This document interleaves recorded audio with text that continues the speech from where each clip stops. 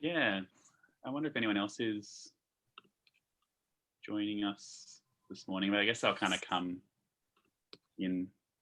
Sometimes they just trickle in. So awesome. Great. So I think everyone knows you, Liz. Is that? I think everyone here does. That's a good point. Hi, everyone. I think everyone does know me. I'm one of the medicine specialists. I'm Liz. Feel free to ask questions and just butt in if you have any comments or any cases you want to talk about. But today we're talking about nutritional management of chronic diarrhea, and I really wanted to focus on inflammatory bowel disease, and then we'll talk more specifically about protein losing enteropathy, and we will cover a little bit of pathophysiology, and that's in sort of the latter half of the talk. So we'll sort of escalate the need to pay attention through the talk, so I'll ease you into it. All right. So the good thing about nutritional management with chronic diarrhea is that there is so much evidence coming out that that's really where we should be focusing our attention. So in this study by Volkmann, they looked at 136 cases of chronic diarrhea in dogs, and their objective was to find the final diagnoses in dogs that presented with chronic diarrhea. And their hypothesis was that non-infectious inflammatory enteropathies are the most frequent cause of diarrhea. So when they broke it down, they certainly found that primary enteropathies were way more common than secondary enteropathies, so 90%. So we really need to be, whilst assessing for secondary enteropathies, thinking that we're most likely going to find a primary enteropathy in chronic diarrhea cases. And then when they broke it down, which is this table here, your non-infectious inflammatory enteropathies were way more common. So they accounted for about 71% of all chronic diarrhea cases in dogs. So by far and away, inflammatory enteropathies are more common. So if you're prescribing metronidazole at the first consult for a chronic diarrhea case, you're probably not hitting the mark statistically, because we know that infectious enteropathies are not common at all. And when they actually looked at infectious causes, parasitism was the leading cause of infectious disease. So if we break it down, when we look at the non-infectious inflammatory enteropathies, your food responsive enteropathies, so this part, blue part of the pie chart, was much more common. So it had an overall frequency of 47% of chronic diarrhea cases, but when they looked at just the inflammatory enteropathies, 66% of those dogs had food responsive enteropathies. So the general rule that we need to apply here, and it's not just in this study, but in a number of studies, is that between half and 2/3 of dogs that present you with a chronic enteropathy have food responsive disease. So you should really be prescribing diet before you're prescribing anything else when they come in with their chronic diarrhea. Now, if we look at the breakdown, antibiotic responsive disease, which is not a great title, but it sort of gets to the point, but it probably does include dogs that might respond to probiotics as well. They account for about 15 to 20% of cases, and your immunosuppressive responsive disease was also about 15 to 20%, so significantly less. Interestingly, in the Volkmann study, 38% of dogs diagnosed with food responsive enteropathy also had pruritus. So you should certainly be asking them about whether they have any cutaneous manifestations, and if they just have particularly non-seasonal pruritus. If we then look at cats, and this is a study that reviewed the therapies for chronic enteropathies in dogs and cats, cats also have a really good chance of responding to just a diet change. So in a breakdown of studies, an elimination diet resolved gastrointestinal signs in 50% of cats. In another study, all cats showed an improvement in their feline chronic enteropathy activity index compared when they were put on an elimination diet, and also a hydrolyzed diet does seem to be effective in cats. So this is not just a dog thing. You really should be thinking about nutritional management as one of your first line sort of treatment and management strategies in both dogs and cats. And I just wanted to touch on sort of food allergies versus food intolerance. So when we see food allergy, we're talking about an immune-mediated reaction. So they often, as I said, do present with dermatological signs. They may just present with GI signs, or you may see a combination of both. That's very different to food intolerance. So that's where you get a non-immunologic reaction. And that's because there's a response to some substance in the diet. So it's a preservative or a food coloring, something that's just not sitting right with that particular dog or cat.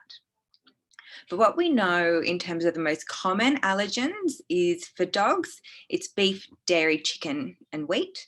And for cats, it's beef, fish, and chicken. So most commonly when I talk to owners about doing a food trial, they'll say to me, oh, but I've done the grain-free this and I've done the grain-free that. It's like, well, actually, you can do all the grain-free you want. It's not helping because it's probably a meat protein that they're reacting to.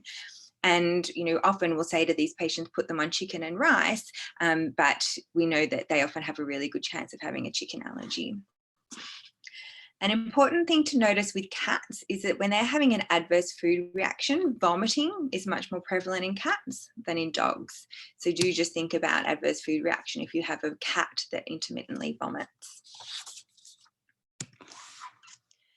So if you're faced with a chronic diarrhea case and assuming you sort of ruled out all your immediately sort of fixable diseases, so you're not sort of worried about a foreign body anymore, or you're not worried about neoplasia, depending on the signalment, and you've ruled out sort of extra intestinal disease with your blood work, then this is a really great paper from JSAP that looks at the evidence for a stepwise approach of using food treatment trials in chronic enteropathy.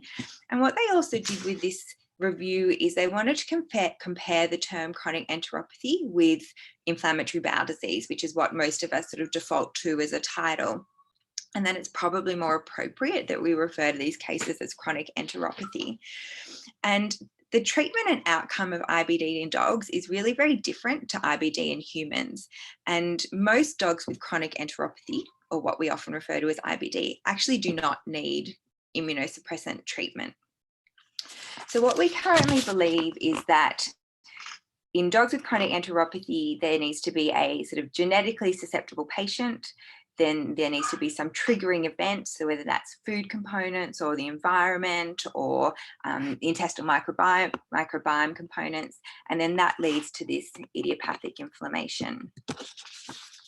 And this is really a big shift because back in 2010, ACVAM published the WSAVA International GI Standardization Group guidelines, and this was to try and get consensus about how we report and grade histopathological findings in gastrointestinal biopsies, and really focused on mild, moderate, severe lymphoplasmacytic enteritis, for example. And we're probably shifting away from that, and as much as it's nice to have sort of some standardization as to how pathologists report biopsies when you do go to the level of doing biopsies, if the diagnosis is based on your patient's response to treatment, then it's argued that intestinal biopsies really make no difference on how you manage these patients, and that really empiric treatment should be performed first. So the recommendations is that we now actually refer to IBD as a chronic enteropathy, and we then subdivide it into either a food responsive enteropathy, antibiotic responsive enteropathy, your immunosuppressant responsive enteropathy, and then your non-responsive enteropathy. So you've tried all those other things and nothing seems to work.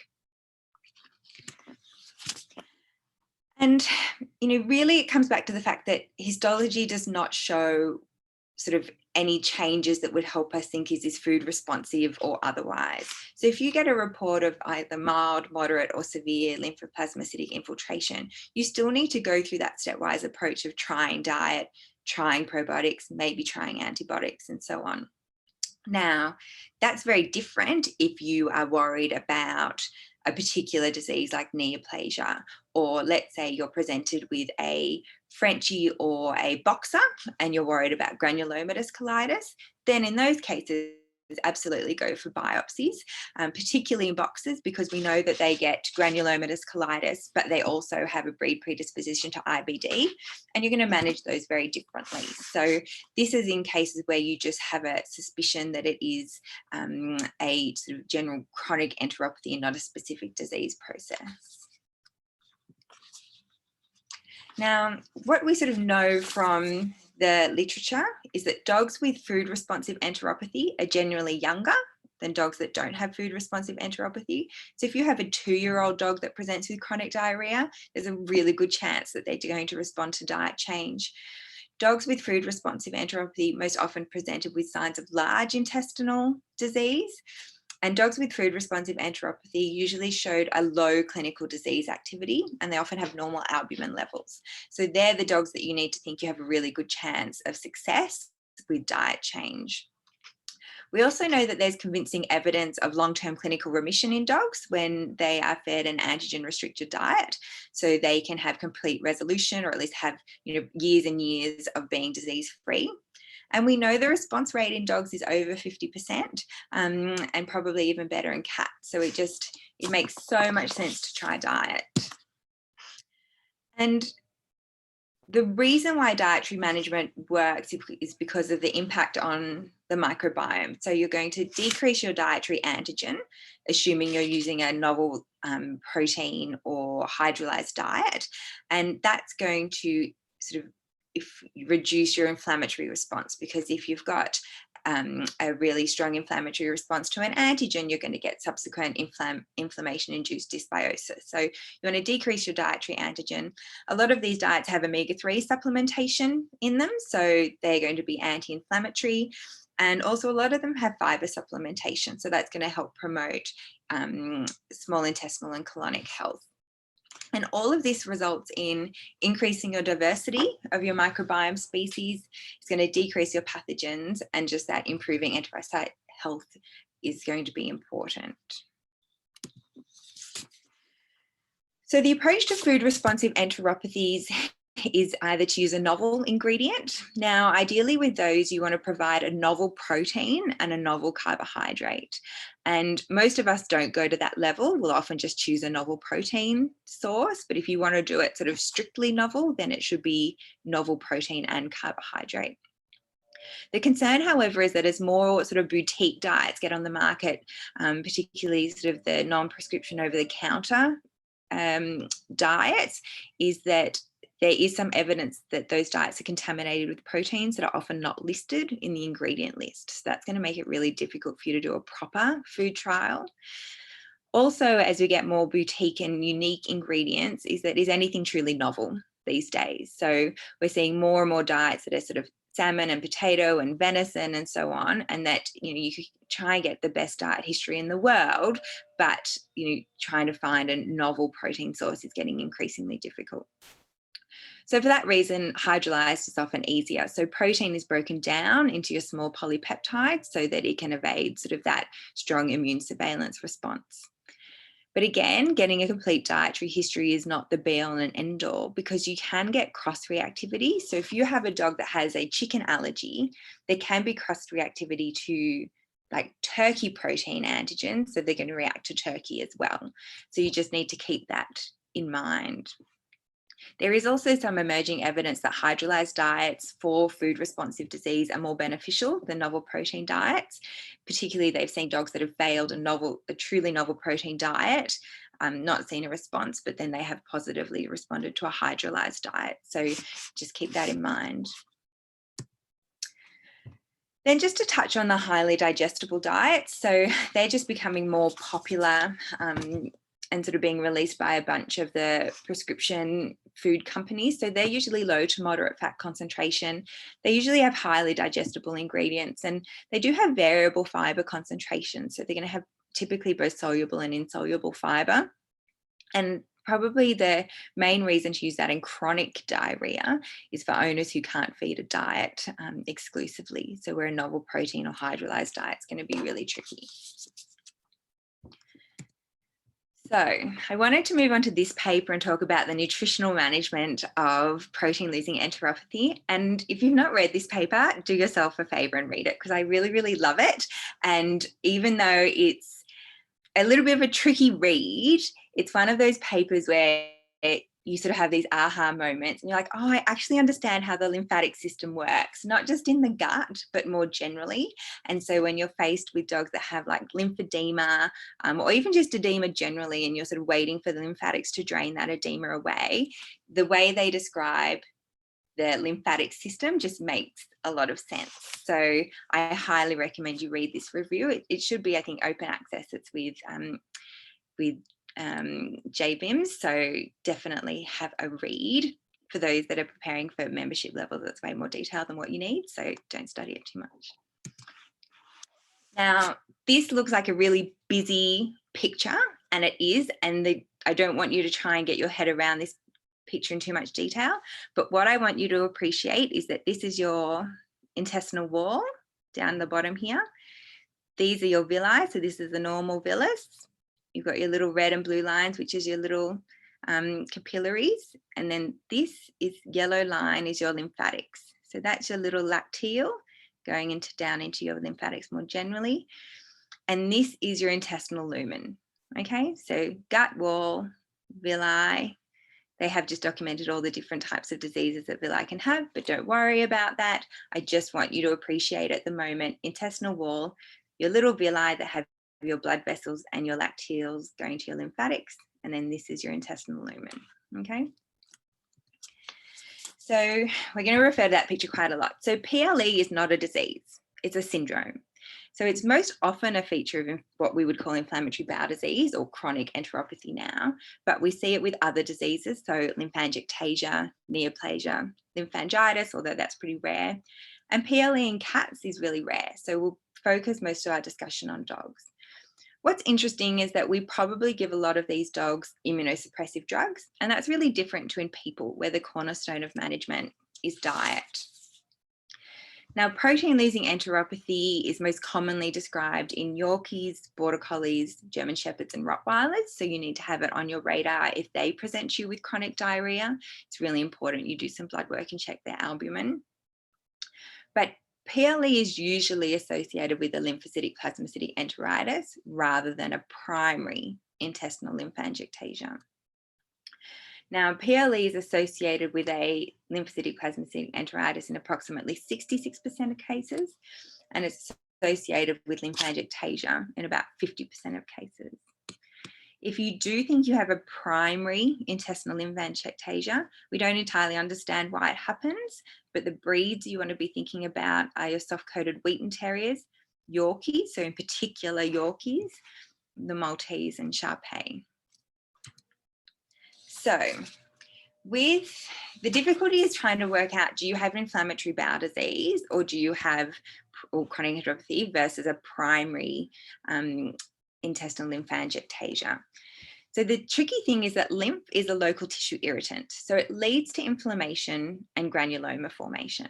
So if we go back to our picture, you've got your normal villus here, you've got your little blood vessels, and then you've got your lacteal, which is this skinny yellow tube here.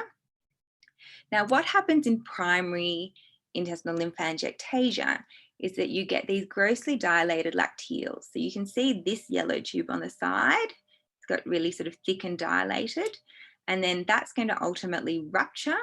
So it's going to rupture out here and leak protein-rich fluid into your lumen. So maybe your gut lumen's up the top here, at the top of your villi. And it's going to leak out into your interstitium, so into all these area here. And that's a local tissue irritant. So you're going to get a lot of inflammation associated with that and granuloma formation. And so that's why it can sometimes you need sort of good biopsies and a good pathologist to try and help you differentiate between, have you got IBD or do you have primary intestinal lymphangiectasia? Now, as I said, the cornerstone of management in people is really different. So they focus on a low-fat diet with supplementary medium-chain triglycerides. And the reason is that you want to be conscious of your dietary fat because if you sort of restrict your fat, it prevents that engorgement of your intestinal lymphatics with chyle. So it prevents this sort of just getting absolutely full of chyle. And so you're not going to get that grossly distended lacteal that then leads to rupturing. So for this reason, I find prescription diets so much easier than trying to get a homemade diet formulated, because you do need to sort of be conscious of your dietary supplementation or your fat content. And most dietary fat is in the form of long-chain fatty acids.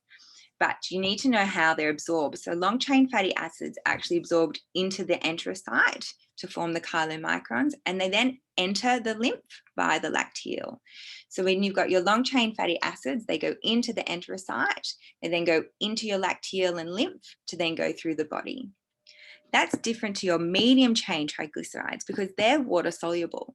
So they go into your enterocyte the same way, but they can actually then go into your portal blood. So they bypass the lymphatic system, which in this disease is inherently diseased, right? So your medium-chain triglycerides are beneficial because of their lymphatic bypass.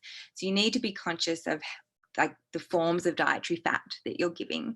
And most of the prescription diets are sort of on point with that, and homemade diets, it's just going to be a lot more difficult.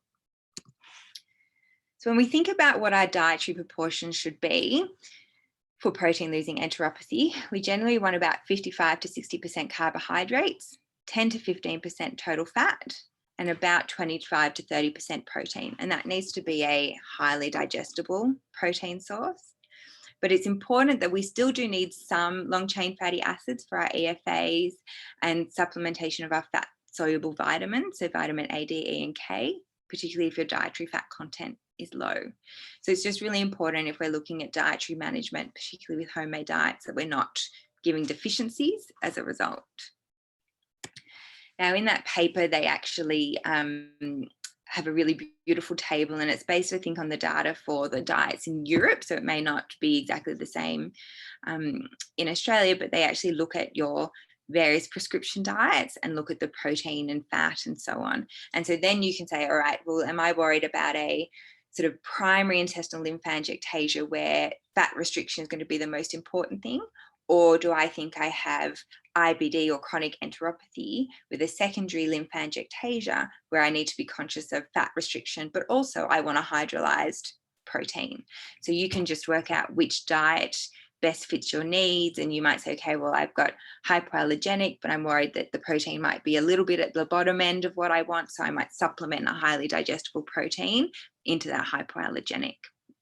So this is a really useful table, so you can pick the right prescription diet for what you think your patient has. Now, the tricky thing is with the protein-losing enteropathies, they're often fussy eaters. They feel pretty rubbish, and a lot of the breeds that get it are just those really finicky breeds like Yorkies, and they make it really difficult. But effective nutritional management is just so important because you want to stop this cycle of protein leak and catabolism. So O tubes are life-saving and you should implement them early. So if you're, let's say you are doing biopsies and you're doing it either surgically or endoscopically, place an O tube at that point. Like they're already anesthetized, it just makes a lot of sense. The important thing in cats is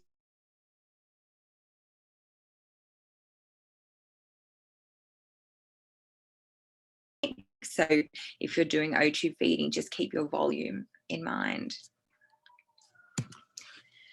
So in terms of trying to get a measurable response, you should see one pretty quickly if you've got your nutrition correct. And when I say nutrition correct, I mean, have you got the content correct and have you got the proportions correct? Now, if it's a severely hypoalbuminemic dog, if you aren't seeing an increase in your albumin in 3 days, then you need to increase your protein portion. But if you're not seeing an increase in your albumin in 5 to 7 days, then try a different protein source. So it may be that a different protein source is better tolerated immunogenically, or it's just more easily digested or absorbed. So this is where we get into a little bit of the anatomy of the lymphatic system. So bear with me, but there's this concept in this paper called stop the leak, and it makes a lot of sense. So if we think about what the lymphatic system does, so your lymphatics are there to maintain your tissue fluid homeostasis by absorbing and transporting extravasative fluid into your venous circulation. So if you have extravasative fluid, your lymphatics are going to absorb that out of the interstitium and then put it into your venous circulation. So wherever you have a venous system, you sort of have a parallel lymphatic system, which goes from your lymphatic capillaries. So that's what's in the interstitium. It goes to your sort of prenodal and postnodal vessels. So you've got lymph nodes, and then it's going to go to your thoracic duct, and then that's going to empty into your veins. Now, with this diagram, this is your sort of interstitium here. And you can see you have your sort of traditional, like nice tight junctions between all of these cells. And then here we get into your lymphatic capillary on the right side of this diagram. And they're really different. So your lymphatic and endothelial cells, which are these cells here, are not tightly joined, but the cell edges just overlap here. See, I don't know if you can appreciate that, but you've got tight junctions where the cells are all nicely squished together. And then here you don't have that tight junction. You just have them overlapping. And these form little like one-way or flap-like valves. So what happens is your lymphatic endothelial cells almost act like sort of swinging doors to receive interstitial fluid in. So fluid's going to go the way of this arrow through this one-way system. So when pressure in your lymphatic capillary, so up this end, when your pressure is high here compared to what's happening in your interstitial fluid, these endothelial doors or flaps remain shut, and they prevent lymph from leaving and going back into your interstitium. Okay, so that's really important, that one way valve. So you want fluid going from your interstitium into your lymph and not vice versa. So these shut closed. But when your interstitial pressure is high, so you've got higher pressures here, so let's say you've got edema, that's going to exceed your lymphatic capillary pressure. So these doors are going to flap open, and that interstitial fluid is going to move into the lymph. Does that make sense? So it's very much a one-way system going from interstitium into your lymphatic system, or this way, but it's a one-way system, so it can't go back the other way. Okay. So the issue is that then, so we've got this nice happy villus with this nice happy lacteal with those one-way valves working perfectly. If we then have a situation where our lacteals are grossly dilated, so this gets really big and swollen. So if you go back to this image here, imagine this rather than being a nice happy little lymphatic endothelial system, it kind of does something like this. You can imagine that these overlapping lacteal endothelial cells can't maintain that door-like function, and that unidirectional flow is going to become compromised. So that's when these become stretched, you're now going to have this leaking because they aren't overlapping as tightly. And so you're going to get lymph entering your interstitial fluid. Does that make sense?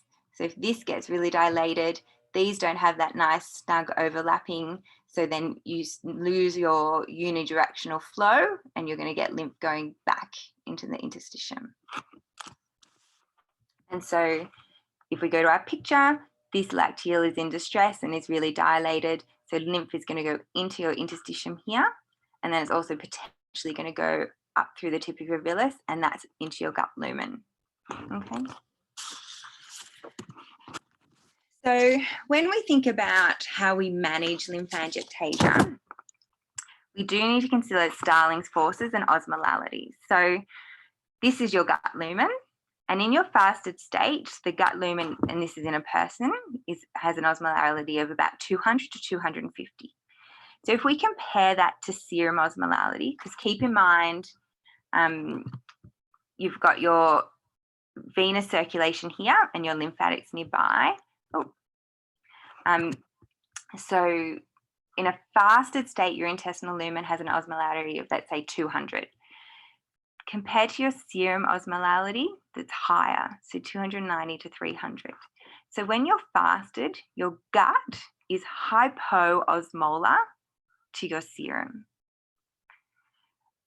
When you're fed, so you go and eat all this food, your intestinal lumen, then increases in its osmolality. So that goes up to about 600. But your serum osmolality stays pretty similar. So after you've eaten, and sorry, that should say when you've eaten, your gut is hyperosmolar. I'm just going to go through that again because it's really important. So when you're hungry and starving and you haven't eaten, your osmolarity in your gut lumen is low compared to your serum. So you're hypoosmolar. Once you eat, for about 3 hours after you eat, your osmolality in your intestinal lumen increases compared to serum. So your gut lumen is now hyperosmolar. Does that make sense? So what does that mean for how we manage these guys? Well, it's really important because if we look at Starling's forces, you want to maintain an osmotic gradient that sort of works for your patient. And what I mean by that is that if we go back to this image, this is where you have your plasma osmolality. So if you think about all your osmotically active particles like protein is here. Remember, this is your gut lumen up here. So when you're fasted, remember when you're fasted, your gut lumen is hypoosmolar. Your oncotic pressure gradient is going to go from where you've got your higher protein and osmotically active particles to where it's lower, right? It's because you're fasted, your lumen is hypoosmolar. So all of those osmotically active particles, such as protein, want to go from your plasma into your lumen. If that compares to you've just gone and you've binged a huge meal and you've got this postprandial hyperosmolar lumen now, so you've just eaten and you've got all of this high protein sitting in your gut lumen, we know that now your gut is hyperosmolar to your blood. So now it's actually flipped. So your oncotic pressure gradient is going from your lumen to your serum. And that's important because when we have dogs with protein-losing enteropathy, if we can at least match our intestinal intraluminal osmolarity, then you're going to have an isoosmotic gradient, isoosmotic oncotic gradient, and a rate of protein loss by passive Starling's force is going to slow. So if you can get your intestinal lumen to at least match your serum osmolality, you're not going to be losing all of this protein and everything that way, right? Even better scenario is if you can maintain a mildly hyperosmolar intestinal lumen, then you're going to reverse that oncotic pressure gradient and stimulate antegrade lymph flow and protein absorption. So if you can get this to stay hyperosmolar as much as you can, you're going to be getting protein and everything's going to want to move back this way, away from the lumen, and you're not going to lose as much. Does that make sense? So what does that mean for how we manage these guys? Just feed them more frequently. So if you can maintain that hyperosmolar lumen, so by feeding them like a high protein, low fat diet every few hours, then your intestine's going to be in that fed state more of the time. So doesn't that just make so much more sense? And it's a long story to get to the point of saying feed them more, but what an easy way to manage these dogs better is just feed them more frequently. If we then look at what our protein requirements are, well, that's a little bit trickier and we don't entirely know. So we know in protein requirements of healthy people that it's about 0.6 to 0.8 grams per kilo per day. In protein-losing enteropathy, that can increase by about 5-fold before you get a positive protein balance. And we just don't know the answer in dogs. So we just need to really watch some of those markers like albumin to make sure that we're giving enough and be frequently monitoring that albumin to make sure it's increasing. In terms of consistency, I guess we generally sort of think it makes logical sense that a warmed liquid consistency that's low fat is going to sort of reduce your gut work, is going to optimize your enterocyte contact, and it's going to optimize surface tension to help with maximal nutrient absorption. So liquid diets are probably better for these guys.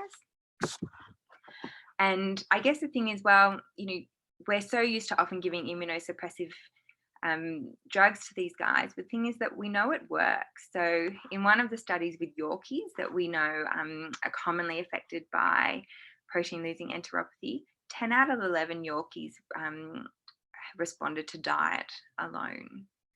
So we probably do really need to shift how quickly we go to immunosuppressives in these guys.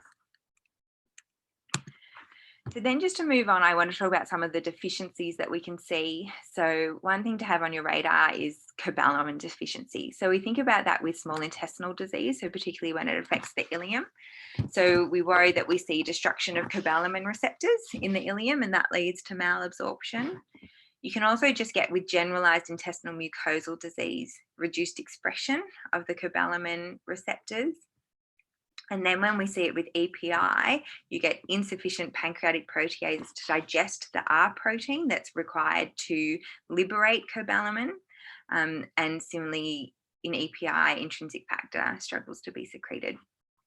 If we have small intestinal bacterial overgrowth, which is one of those sort of tricky things to sort of prove, cobalamin could go down just because bacteria consume it. So in any dog with chronic diarrhea, you should be regularly checking their cobalamin level.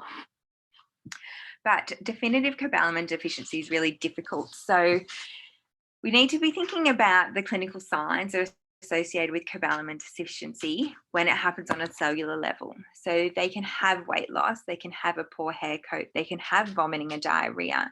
So sometimes these dogs' GI signs are actually exacerbated from their hypocobalaminnemia, rather than sort of it all being attributable to their primary disease process. The difficult thing is we don't have good tests for cellular cobalamin status. So cellular levels of cobalamin do not necessarily equal your serum levels of cobalamin. And the reason that cobalamin deficiency is important is that it leads to an accumulation of methylmalonic acid. And that's probably the future of cobalamin monitoring, because MMA is a good marker of tissue levels of cobalamin. But at the moment, monitoring blood and urine MMA levels is just too expensive. But you should be routinely checking cobalamin levels and consider supplementation, even if it's low normal. So make sure that you're not just looking for those that fall outside the reference range. I wanted to just touch on a few things specific to cats.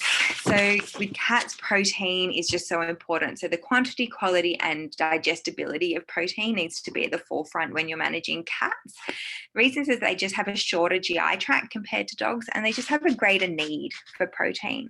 So you really need to be thinking about wanting to prevent lean body mass loss, prevent protein malassimilation, and prevent development of dysbiosis. And that's why some cats can benefit from being on like a high protein, no carbohydrate diet. And I think that scares a lot of people for not being balanced, but just keep in mind that cats have sort of unique protein requirements, and they can often respond to it. It's, really high protein diet. I might skip over this because it's about fiber and it's not particularly exciting, but I guess it's just about making sure you understand sort of what soluble and insoluble fiber does. So particularly the effect that it has on gut transit time and fecal bulk.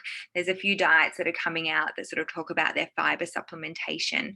And so just something to keep in mind is what kind of fiber is in it, and does that fiber result in the stool consistency that you're aiming for. But I think we'll gloss over that. And that's it. Any questions? Thank you, Liz. Yeah, thanks so much. That was awesome. No worries. Lymphatics are so incredible, and they're just so underrated.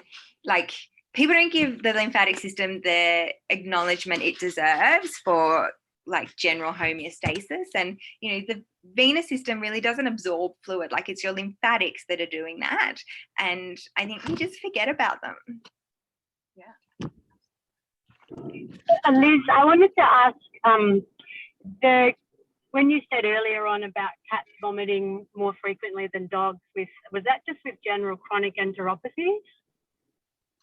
Yeah, so they do tend to vomit more than have diarrhea with their adverse food reactions. For the adverse food, okay. Yeah. But okay. having said that, when they did a study of, I think it looked at just chronic gastrointestinal signs in cats, they tend to have vomiting as a feature more than they have diarrhea as a feature. And the difficulty with that is that with their presentation, most of that vomit, a lot of the time that vomiting is picked up in just like general wellness screens when they come in for a vaccination, and the owner happens to mention, oh yeah, they just vomit once a month or something. If they're vomiting probably more than twice a month, that's significant. But I think we're very dismissive of cats and just having the odd fur ball, but that's probably Yeah. a way of telling us that something's not quite right. And a diet Okay. can fix it. Okay, cool. And the first where you got those really useful numbers for responses to food and stuff for dogs initially, is that listed in your references, that initial paper? Yes, it should be. Yeah. Great. I just missed that one. Thank you so much. And it's very repeatable, like in a number of studies, the evidence supports that, 50% to 2/3 of dogs will respond to food changes. And particularly if they're a young dog, like it's food responsive until proven otherwise, really. Okay. What was the name of that first paper? Can you recall so I can pick it out of the references?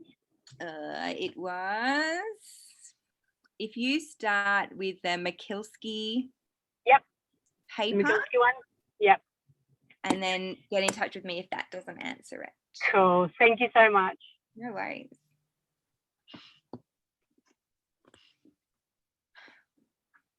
Liz, I was just going to ask more to do with the kind of like hyperosmolar states in the lumen.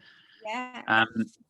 So I'm assuming when we if we are monitoring albumin in these cases, and in a dog that does have protein losing enteropathy, we're seeing that albumin kind of going down as they're not eating or they're losing protein. Generally, if we start feeding like a standard diet, like say through an O-tube or if they're eating on their own for whatever reason, I'm assuming we'll kind of see that kind of dip to a point with like standard diets. Do you have like a point where you're kind of aiming for in like that kind of range or something? Like I know it's kind of a weird question, but like, yeah. It's a good question, and I think the answer is like I don't. Only like I guess it's about the trends. So and it does also depend on how sick they are and the volumes that they tolerate. So you're still going to start with like let's say you put an O-tube and you're going to start at your 3rd RER if they've been really sick, and let's say they're just not tolerating that volume, then you might be feeding even less. I'm going to potentially give that dog a little bit longer to change the tide on their albumin, hopefully plateau and then increase, compared to a dog where they've not been that sick, they're tolerating good volumes of what is an appropriate diet. Like my expectations for that dog is much greater than the dog that's only tolerating smaller volumes. And in those cases, you might say, okay, well, this dog only tolerates a volume that meets a quarter of their RER. So I'm going to actually do a higher protein content because I really want to help shift that albumin to at least stop it dropping, plateau, and then hopefully increase. But in terms of sort of numbers and things like that, I don't sort of have a set recipe, but it's very context specific. Does that kind of answer your? Yeah, it definitely does. And I guess like in like with the hypoosmolar kind of fasted state, I assume as like the body protein kind of approaches that, becomes isoosmolar with the fasted state, that dog's probably going to be dead, I'm assuming. Is that right? Or is that like hopefully not, but potentially, I guess. Yeah, but you're absolutely right. Like it's sort of one of those things, it's a bit like it snowballs, hopefully in a good way and not in a bad way towards death. But it might be that you say, okay, this dog isn't tolerating large volumes and my goal is to maintain a hyperosmolar lumen. So like his disease is severe, but if I can at least stop that passive leakage into the lumen, I'm going to feed that dog 10 meals every 2 hours, like religiously, so I can at least use Starling forces to my benefit. So, I mean, yes, if they're needing that level of intensive care, then that's a worry. But, just doing very frequent feeds to maintain that hyperosmolar lumen is going to help shift things better than trying to feed bigger volumes less frequently. But I don't know that answers you. No, it does. That was like such a light bulb moment, just like thinking about the different gradients. So it's very, very cool. Yeah, it makes a lot of sense. And I think we often just kind of go, what's for convenient? And it's like, oh, we'll just, feed them 3 or 4 times a day. But it's like, well, actually, if you can really up the ante on just the frequency, that makes a huge difference to these dogs. So very cool. Yeah. Right. Awesome. Liz, the 4 causes of Cobalamin deficiency, I didn't quite get them all. Oh, yep. So you're going to just have general mucosal disease. Yeah. Then specific, I guess, small intestinal disease. So when you have ileal disease of the ileum, you're going to get destruction of your cobalamin receptor. But if you have generalized intestinal mucosal disease, probably still small intestinal, you can just get reduced expression of cobalamin receptors. So they're not being destroyed, they're just not being sort of expressed the way that they should be. Then you've got EPI because of the role that plays in R protein and intrinsic factor. Mm-hmm. And then just general small intestinal bacterial overgrowth because your bacteria are consuming your cobalamin. Right. Okay, thanks. And it's such an easy fix. And there's now like the oral cobalamin supplements that do seem to work even in dogs that have gastrointestinal disease, but alternatively you can just do the injection. So it's an easy fix. Yep. What about folate? No one mentions folate anymore, whereas it used to be one of the things we tested for way back. Yeah, it's like kind of came in favor. Like I think, like in my residency, I remember doing cobalamin and folate a lot, and I think we've now realized that folate is a little bit more difficult to interpret. But whether if your folate is high, that can be a marker of dysbiosis. I do it intermittently, but probably for every, like I do cobalamin probably 10 or 15 times for every single time I would measure a folate. Like I think we just don't know how to interpret it, and we also just don't know what to do about it. Right. Great. We might wrap it up there. Get in contact with me if you have any specific questions, but I hope that you all see the value in nutritional management of chronic diarrhea, and it should be the first thing that you reach for because it is more powerful than what we appreciate. Thanks, Liz. That was great. Yeah, it was really terrific. No, thanks, Liz. Great. Yeah. Thanks. Thank you very much. Thanks, Liz.